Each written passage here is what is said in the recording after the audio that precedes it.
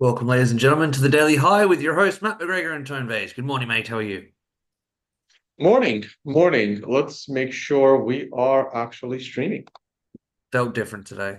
to Felt really, avoid yesterday's problems. All right, I think we're good. yeah. Cool. You asked me. Cool. You back in Panama? I am back in Panama. Good. If you don't follow Tone on Instagram or me on Instagram, please do so. I'm alpha.blackbox, alpha.blkbox, BLX, black, BOX, whatever. And follow Tone on Instagram because he posts some fantastic pictures of him diving, and I'm sure he would love that. He's Yeah, I probably, gotta buy an underwater camera, man. This is I'm about to have a newfound hobby. It's freaking incredible. yeah. No, it looks really cool. Really cool. All right. Well, the price is interesting, right? We just mentioned to each other before the show. I mean, let's go into it. I'll briefly go through mine. I can't wait to hear what you have to say.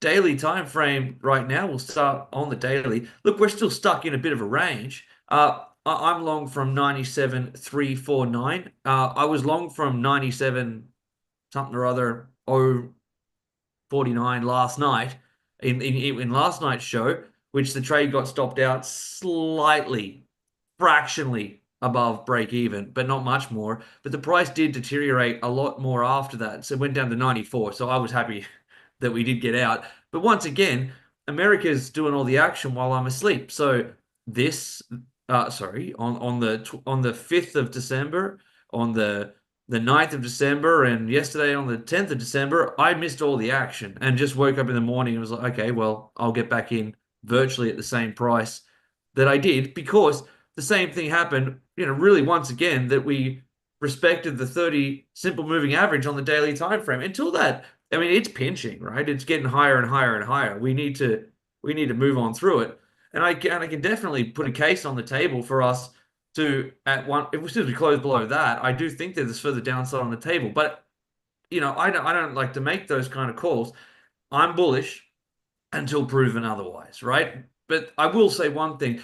Every run that we've had, they're getting squashed pretty quick. We are getting up, getting squashed, getting up, getting squashed, getting squashed, getting squashed. So it's going to take some momentum to push through 100, and it doesn't have to happen. It doesn't have to happen anytime soon. It might take 3 months. I'm bracing myself for the possibility that we are already, in that, like, from 99, we'll call it 99 because that's give or take 100. We're already what, nearly a month into that, half a month into that. It might take another 2 months, and that's a possibility. And so I said in the show last week, I don't want to find myself in 100 trades that break out, that go up $1,000, then come back to break even or slightly below, and get death by 1,000 cuts. I don't want to shrink my account too much by taking trades that look like breakouts and then just don't break out, don't break out. So I'm cautious of that. Yet I've done it again today. So we'll see how it actually goes. The oscillators look fine to me on the daily time frame. There's no big deal there. I'll go to the 12-hour time frame, see if we've got anything.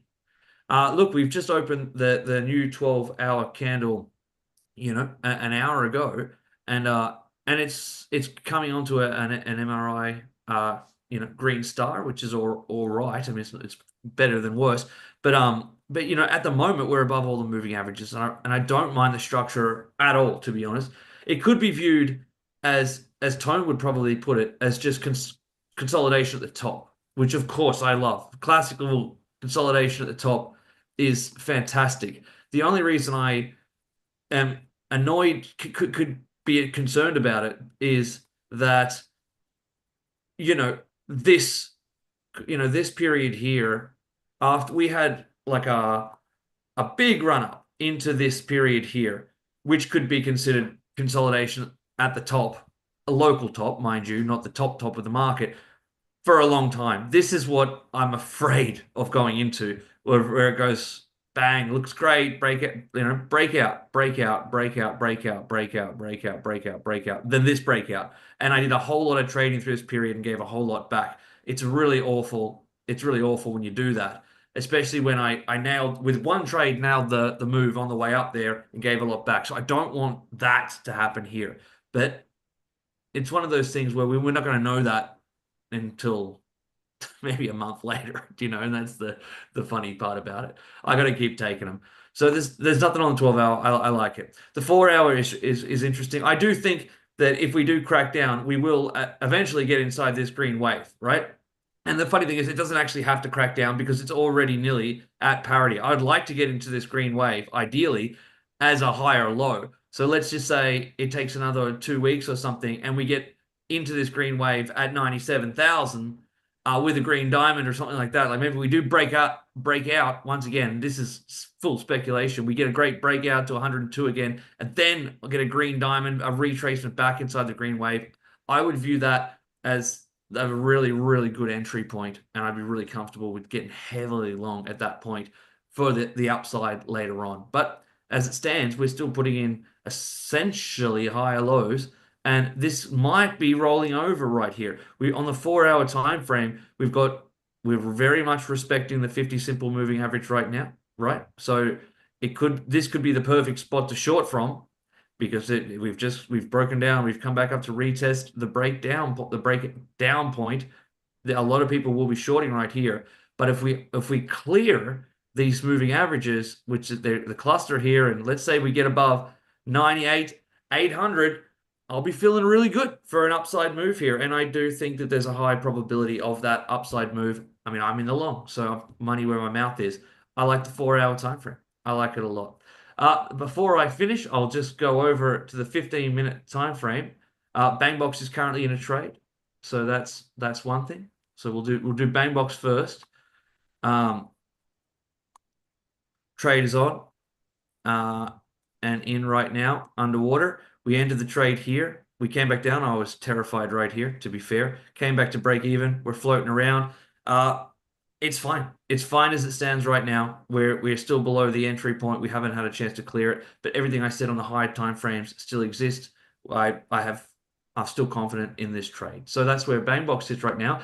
And even I got to be careful with this because my team is like, stop getting so excited about this. You just be patient. But on the 4 hour time frame, once again, we've got it. The new MRI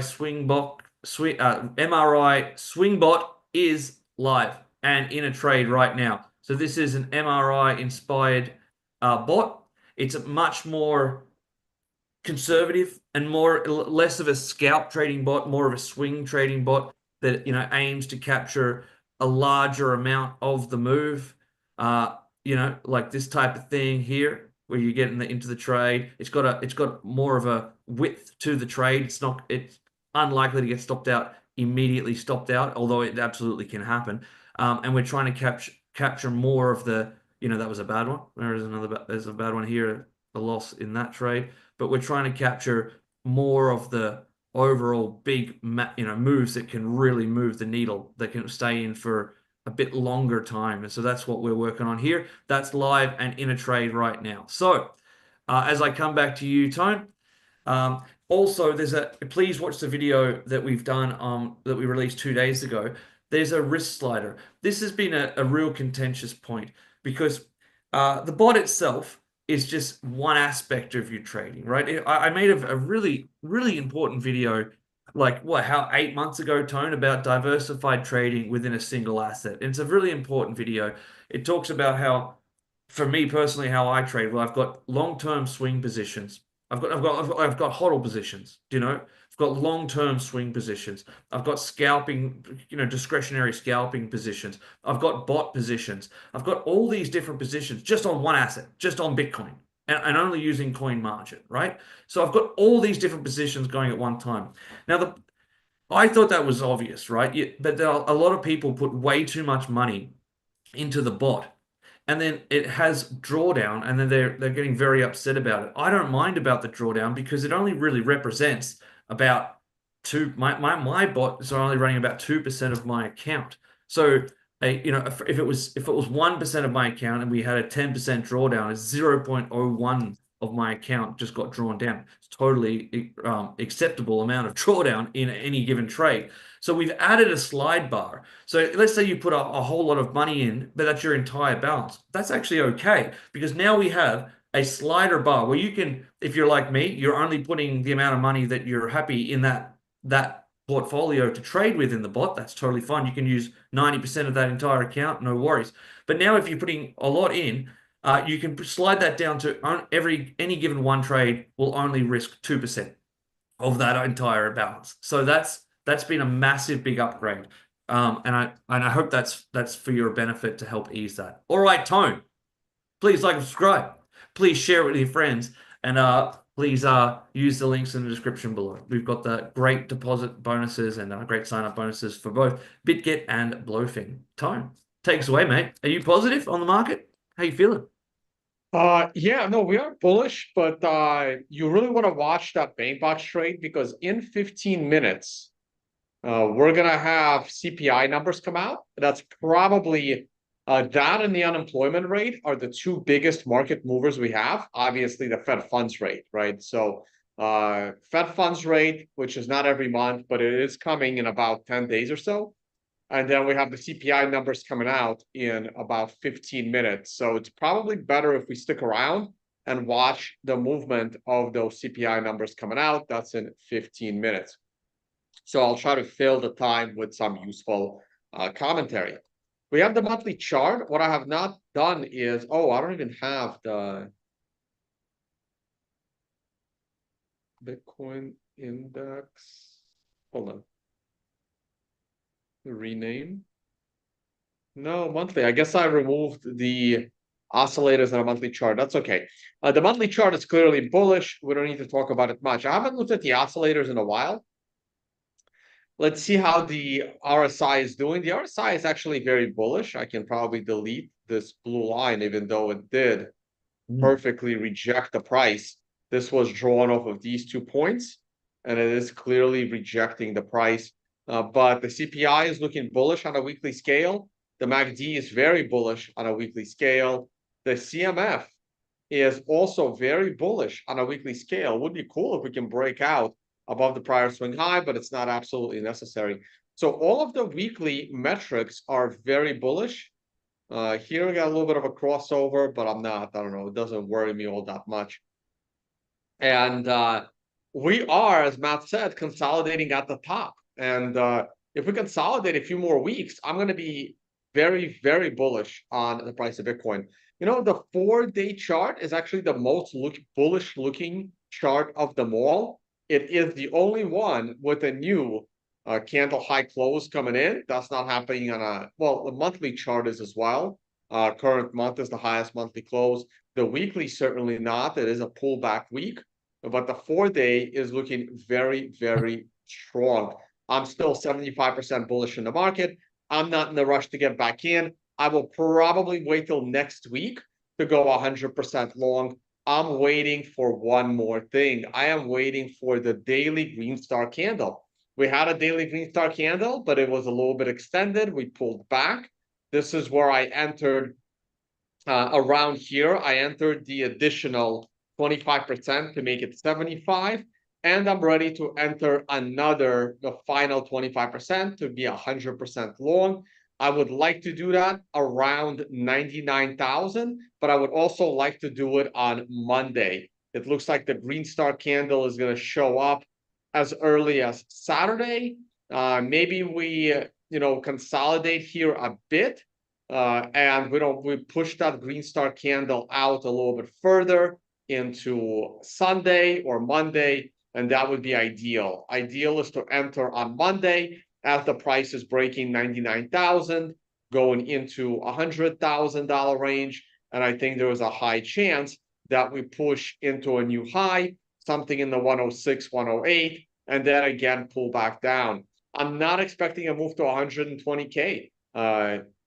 This year, I'm still on record that it's going to be hard to sustain 100K this year. Even if we do pull up and make new highs, there's still a very high probability we're going to go back down below 100 later this year or early next year. I think this consolidation has several more weeks to go, all the way into 2021. And as long as it hovers around 100 and the 50-period moving average comes up into that $96,000, $97,000 range, that creates the perfect environment for a proper breakout to 120, not an extended breakout to 120. Eventually, we will have to pull back and test the 128-day moving average.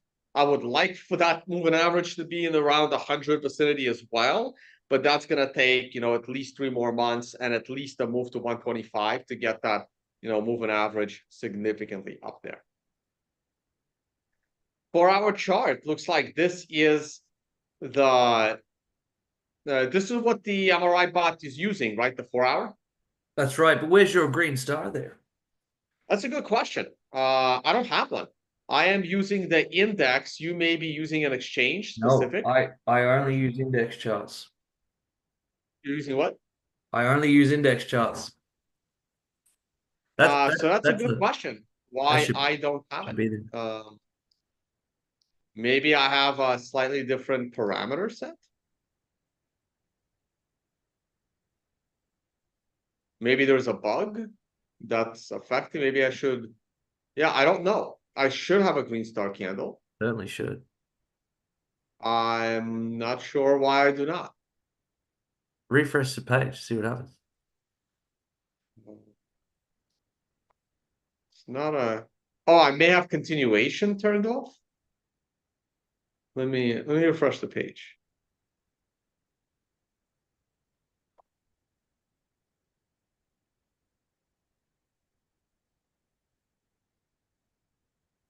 No, it might be this. Hold on. Bizarre.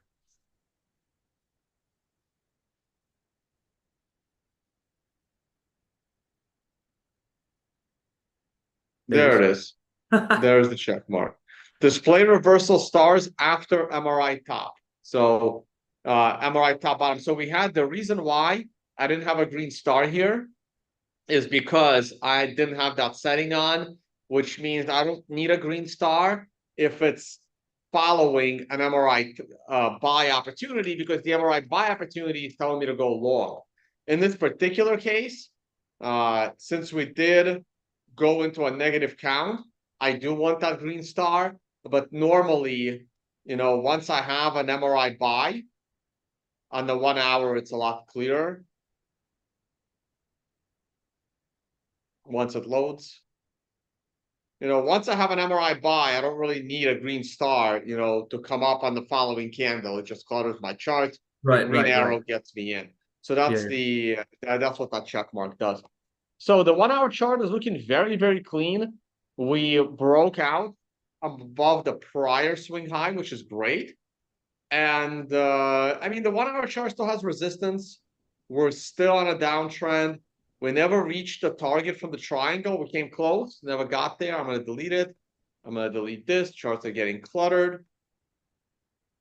And I'm not even sure what that represents.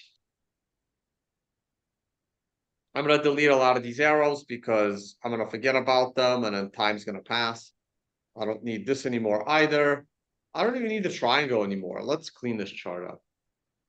And this turquoise line is where I exited my initial trade.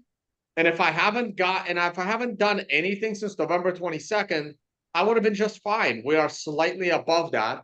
I still think there is risk to go back below it. So over trading can get annoying.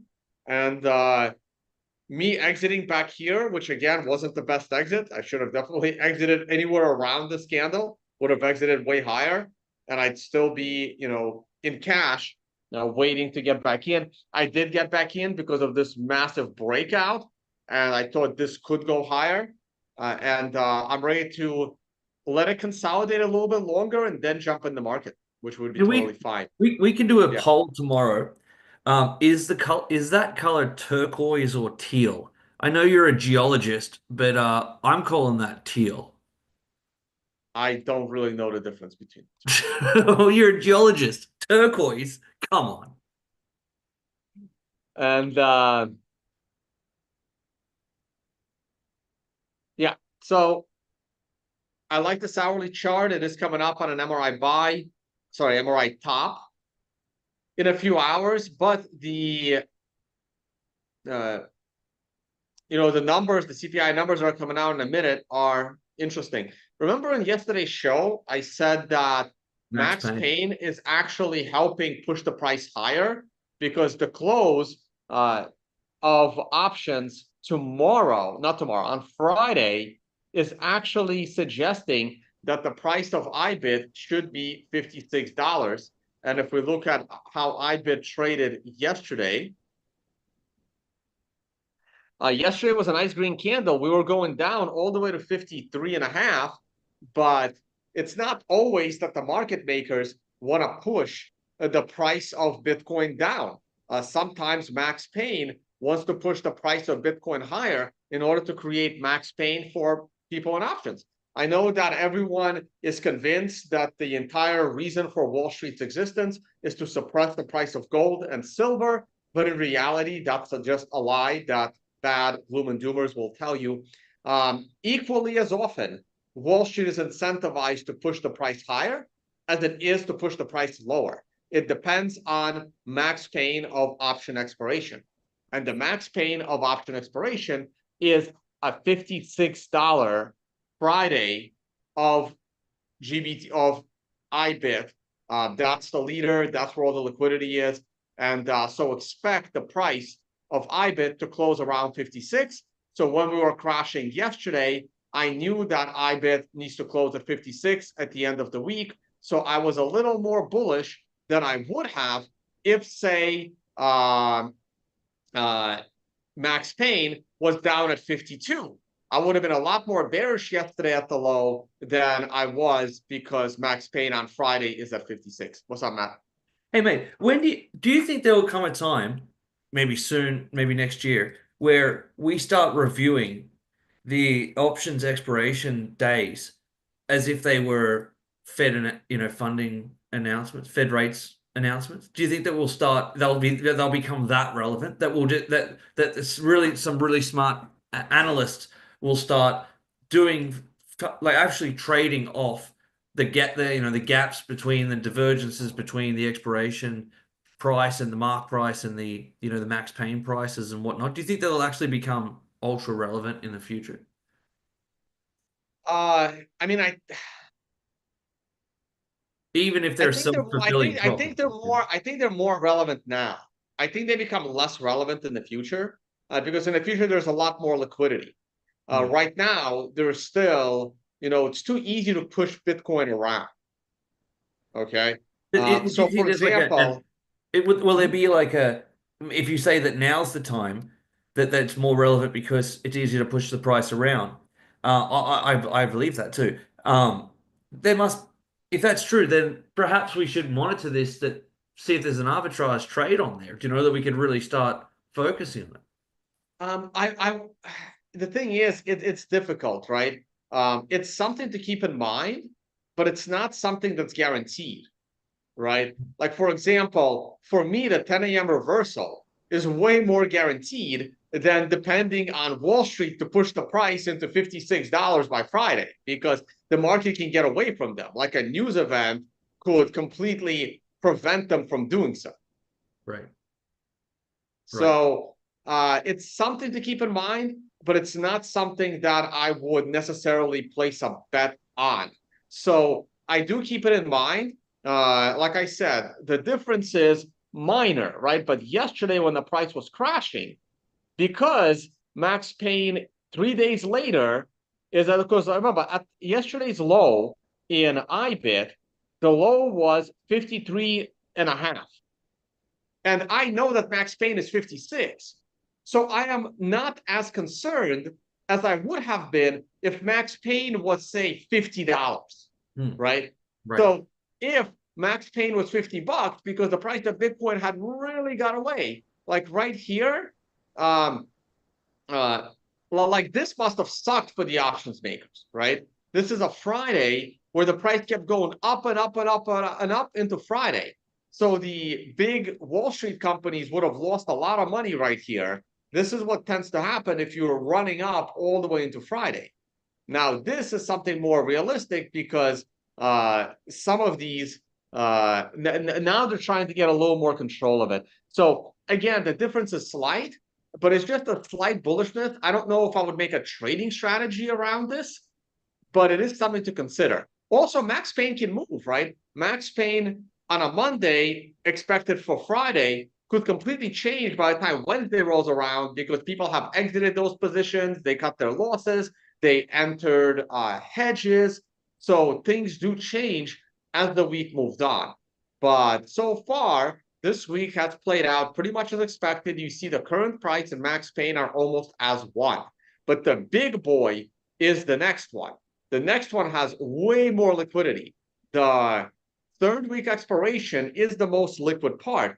And you can see how this one is at 56. Again, it alters my perspective. This tells me that I don't expect much next week. Next week, I'm not expecting a big move to the upside.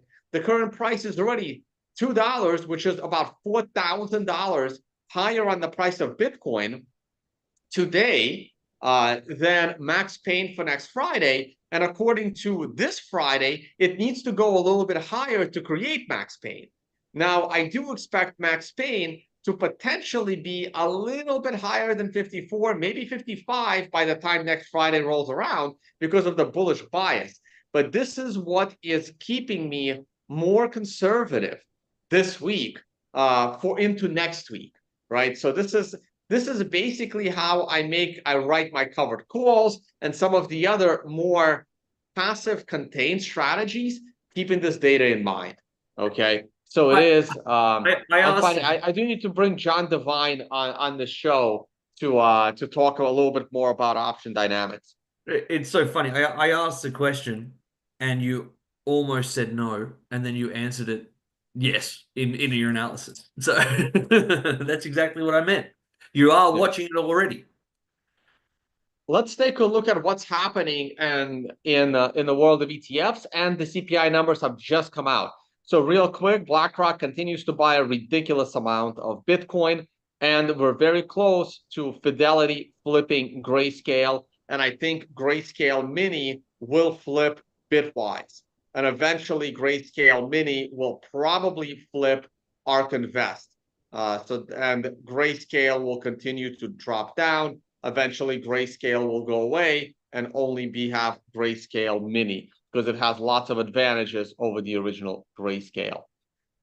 And here are the overall numbers. I didn't add to last night's numbers in yet, so we're a little bit short. This is already a great month. Let's look at the price of Bitcoin because the numbers have come out and bam, we pop. This tells me that the CPI came in very low. BangBox is probably doing very well. Let's go to the 15-minute chart. BangBox probably took its first target. First profit take, Matt? I'll let you know in 2 seconds. Yes. Let's see the numbers. It came in line with expectations.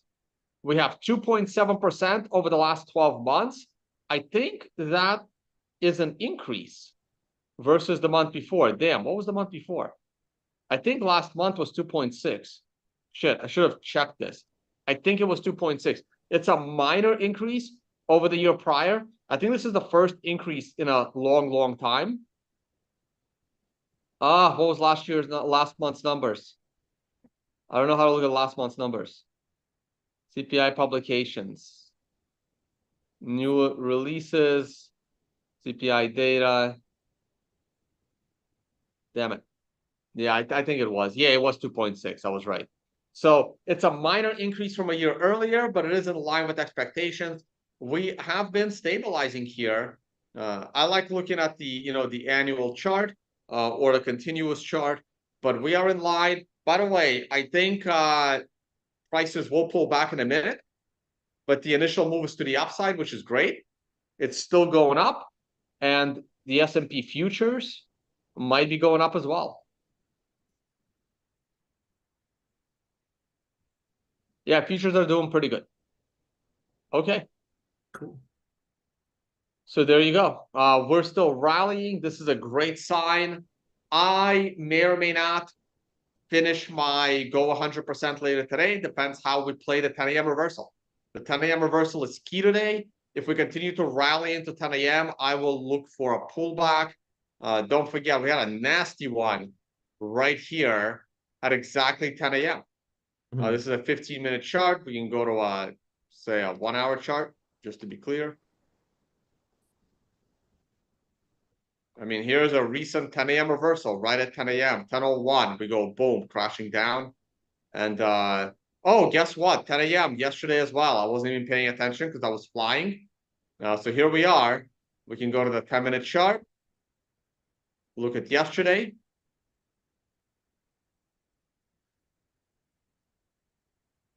Where is right there? Is that yesterday?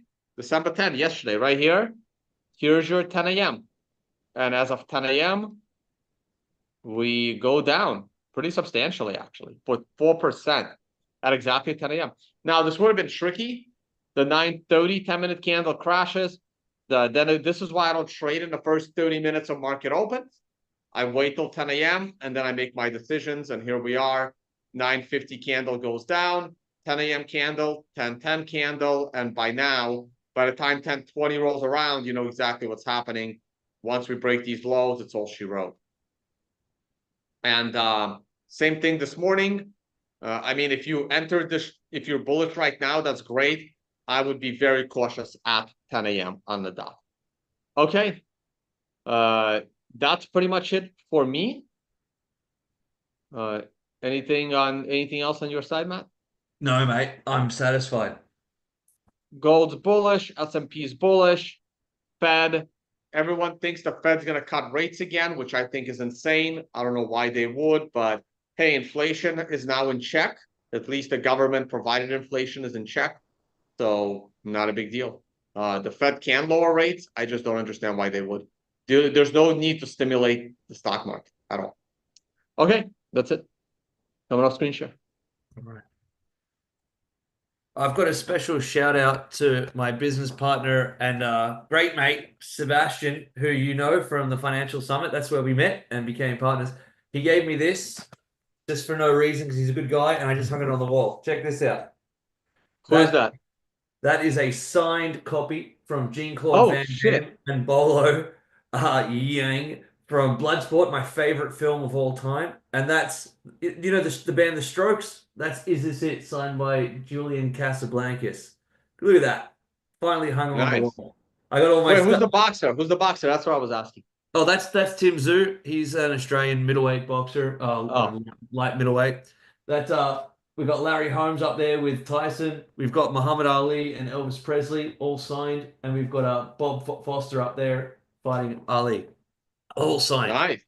Yeah, I hung all them today. So the rooms, I'm finally starting to live. There was a comment in the one of our videos a little while ago. It was me and Socrates show, and it says, "Why do these two great traders look like they're living in their mum's basement?" And so I'm finally setting her up so it looks like my office. There, you happy? I did it. I hung the things. Thank you for joining us tonight. Have a wonderful day. Is Bitcoin still rallying, or we squash that rise? I'm just loading. Uh, I good question. I think we're still rallying.